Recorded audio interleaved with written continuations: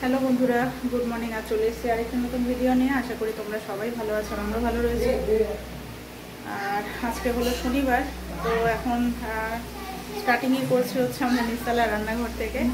তো মার আর ছেলের জন্য রান্না বসিয়েছি। রান্নার মধ্যে হচ্ছে এদিকে মসুর ডাল করা হচ্ছে লঙ্কা ছাড়া, কারণ মার লঙ্কা খাওয়া একদমই নিষেধ। এদিকে ভাত হচ্ছে, ডিম সেদ্ধ করা হয়েছে, তো এটা ছেলের জন্য রাখা হলো। মা দুটো ডিম সেদ্ধ খেলো। তো এখন মাছ ভাজা করে দেবো, মাছ ভাজা ডাল আর ভাত দিয়ে খাওয়া দাওয়া করবে। আর এত গরম পড়েছে না, কি বলবো, গরমে একবারে নাজেহাল অবস্থা। এটা হলো আমাদের নিচতলা রান্নাঘর। এটা হচ্ছে নিচতলাটা মেনলি হচ্ছে আমাদের রেন্টে দেওয়া হয়। তো এখন আমার বিয়ের পর থেকে এখন অবধি দেওয়া হয়নি, আসলে দেওয়ার সুযোগ হয়নি। একটার পর একটা লেগেই আছে, কী করা যাবে।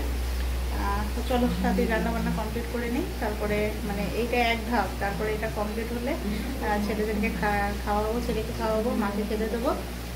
তারপরে হচ্ছে দুপুরবেলা মাছের ঝোল রান্না করবো। বাবা মাছ নিয়ে আসলো, তো মাসিরা আজকে আসবে, দুই মাসেই আসবে।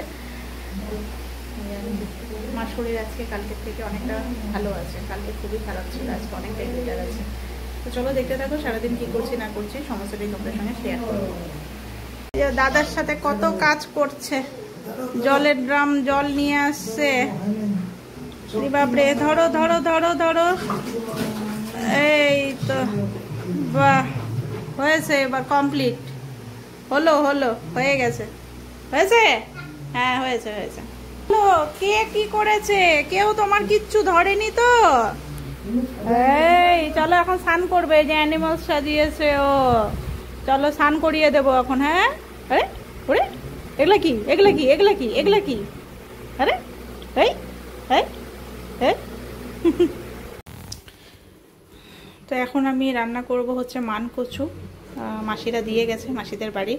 তো মানকচুটাকে আমি একদম ছেঁচে নিয়েছি। তো এবার এটাকে শুরু করব রান্না। এদিকে কড়াও বসিয়ে দিয়েছি, তেলটা গরম হয়ে গিয়েছে, এর মধ্যে দিয়ে দিয়েছি 5 ফোড়ন। আর এদিকে এই যে থেতো করে রেখেছি হচ্ছে রসুনগুলো এর মধ্যে দিয়ে দেব। মানকচুর ভাজা খেতে তো ভালোই লাগে, রসুনটাকে একটু ভালো করে ভেজে নিই আগে। এদিকে একবারে মাছও বসিয়ে দিয়েছি, মাছটা ভাজা চলছে, আর কচুটা তো এদিকে রান্না চলছে। জলগুলো এখন ভালো করে শুকোবে, হতে থাকুক। মাছগুলোকে এদিকে পাল্টা করে নিই। তো মাছটাকে প্রথমে ভাবছিলাম এমনি করবো, তো তারপরে দেখছি আমাদের ছোলা কচুও আছে, তো ছোলা কচুটা নাহলে নষ্ট হয়ে যাবে। তো যার জন্য যে ছোলা কচু নিয়ে আসলাম, ছোলা কচুটা আর হচ্ছে ছেলের জন্য আলু দিলাম দুটো। চলো এগুলো কেটে নিই। ছোলা কচুগুলোকে এদিকে ভেজে নিচ্ছি, ভাজা হয়েই গেছে। আর তার সাথে এদিকে কচুটাকেও একটু নেড়ে নিই, এটা একটু টাইম নিয়ে আস্তে আস্তে করতে হবে। আর এদিকে এই যে আলুটাকে এখন ভাজবো। এদিকে পেঁয়াজ, আদা আর হচ্ছে রসুন আমি শিলনোড়াতে একবারে বেটে নিয়েছি। মাছ রান্নাটা শুরু করে দিয়েছি। এখানে আদা, পেঁয়াজ, রসুন, যে মশলাগুলো আমি বেটে নিয়েছিলাম সেগুলোকে এখন আমি একটু কষিয়ে নিচ্ছি। তারপরে এর মধ্যে আলু আর হচ্ছে ভেজে রাখা ছোলা কচুগুলো এর মধ্যে দিয়ে দেবো। আলু আর ছোলা কচুটা আমি এর মধ্যে দিয়ে দিয়েছি। এবার ভালো করে আমি কষিয়ে নেব মশলার সাথে, হালকা জল দিয়ে এটা আমি কষিয়ে নেব।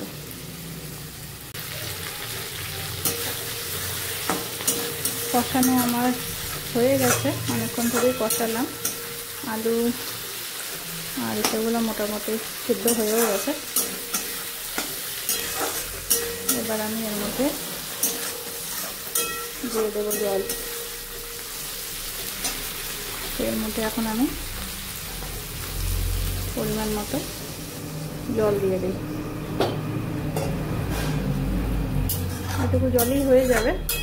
কচু আলুগুলো সিদ্ধ হয়ে যাবে, জলটা ভালো করে ফুটে উঠলে আমি তারপর এর মধ্যে মাছগুলো দিয়ে দেব। আর এদিকে কচুটা তো হচ্ছেই, এটা হতে একটু সময় লাগে। আর এই কচু রান্না করতে তেলও প্রচুর লাগে, অনেকটাই তেল লাগে ভাজাটা রান্না করতে। চলো এটা আস্তে আস্তে হতে থাক। জল ফুটে গেছে, এবার আমি মাছগুলো একে একে এর মধ্যে দিয়ে দেব।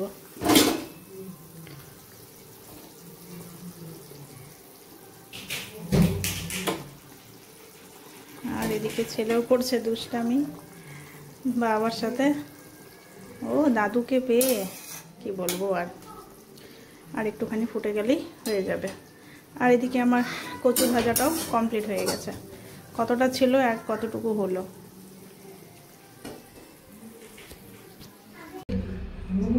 মাছের ঝোল হয়ে গেছে আমার, আলু আর শলা কচু দিয়ে কমপ্লিট। এতক্ষণে ফ্রি হলাম, স্নান করলাম, এখন বাজে 3টে। ছেলেকে নিয়ে যে আসলাম রুমের মধ্যে ঘুমানোর জন্য। এত গরম পড়েছে, নিচের রুমগুলো তাও ঠান্ডা। এই রুমটা মানে ভাইয়ের রুম হচ্ছে এটা, আর পাশের রুমটা দিদির। আর ওই পাশে ছোট একটা রুম আছে, ওটা হলো আমার। তো ওটা রুমে তখন যাওয়াই হয় না বলতে গেলে।